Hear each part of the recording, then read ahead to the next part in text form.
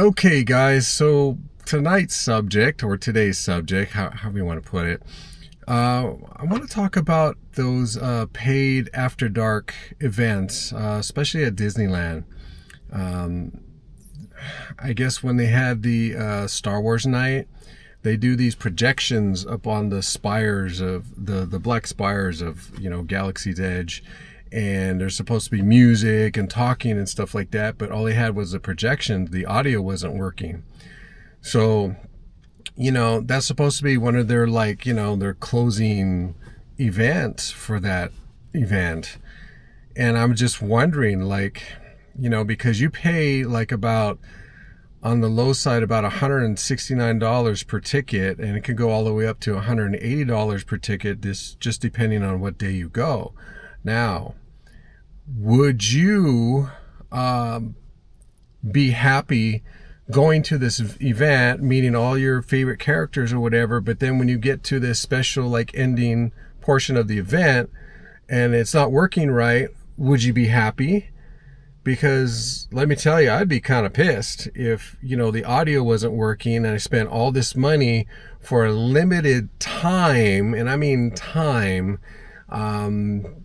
event, because that shouldn't happen. They should have just acknowledged it right away, shut it down, find out what was going on, but yet they just played it all the way through and it wasn't working. So, I saw a clip where a lot of people were, yelling out, refund, refund, refund, refund. And then after it was over, they're going, dark side, dark side, dark side, But, I was planning on going to Star Wars Night because I wanted to experience it. I expected the ticket prices to be, that equal to around what Oogie Boogie Bash was. And so I looked at the time and it says the event starts at 9 o'clock at night and ends around midnight. What?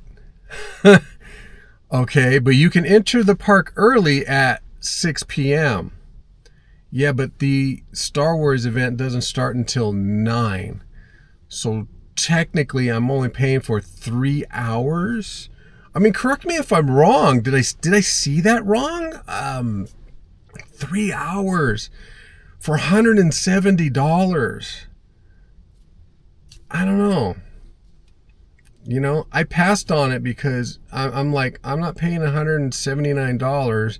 So I think I was trying to pick May the 4th because it was the only day on a weekend, and it was a Sunday, that, I was willing to go.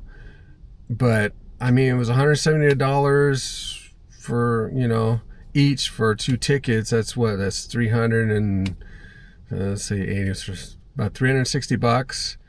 And it's only for 3 hours? Come on, Disney. That doesn't even count paying for parking, which is like $35 now, maybe $40. Come on, and I can enter the park at 6 o'clock, but that doesn't mean I'm going to get Star Wars stuff. And then one of their best and biggest attractions, they close. Rise of the Resistance is closed during Star Wars Night. Why would you do that? But, again, I just don't understand.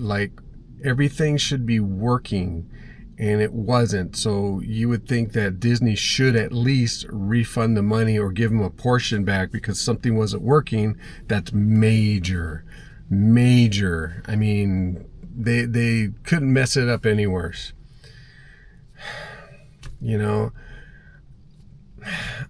I just didn't want to go to something that was only for 3 hours for the same amount of money when I could go to Oogie Boogie Bash to go for at least 6 to 7 hours, because when I went it was from 6 to 1 a.m. and you can enter the park early at 3. Now that would be worth it. You go to the park at 3 on that ticket, and you could ride the ride, eat food or whatever, but the event doesn't start until 6 p.m.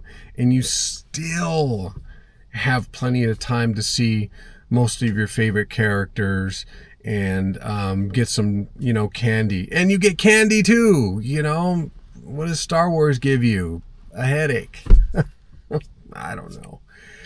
But I just don't think that events like that for only 3 hours, you're paying your $170 to $190, and then you get cheated out of something that should be working. It should be a no-brainer. And I think Disney really messed up. I think Disney should refund the money for those tickets for that day that the audio wasn't working, because that's to some people, that's a big event. People probably went to go see just that particular thing and it wasn't working. You know, let alone you only have 3 hours of Star Wars to try to see all your favorite characters. Maybe there might be some food there. That's just not enough time. Not enough time to enjoy yourself. It's just like, you know, you might as well go here at Disney and just throw money on the ground and walk off, because that's, to me, that's what it seems like. You know, I'm not going to compare theme parks, you know, because each one has their own quirks and problems and stuff. But that was just, you know, I can understand maybe if they started at 6 o'clock and went to 1 o'clock, and, you know, maybe they had some technical difficulties, you would still have time to be immersed in Star Wars, seeing some of the characters. Then you only have 3 hours. That's, I'm sorry, I'm going to cuss it. That's bullshit. That's utter bullshit. So now everybody's looking forward to FanFest from Universal. And, you know, I probably won't go this round. It might even be the only time that they have it, because I think they're going to test run it.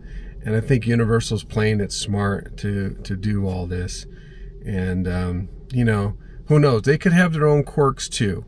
You know, I'm not going to put it past them and stuff that they're perfect and Disney's not. You know, I'm just kind of ragging on Disney only because you only get 3 hours, you know, from anywhere from paying, you know, the $169 all the way to the $179. I know I switched it around, round it up a little bit. But that's ridiculous. That's a complaint waiting to happen, and I hope some of these people did complain and try to get their money back, because that's utter bullshit.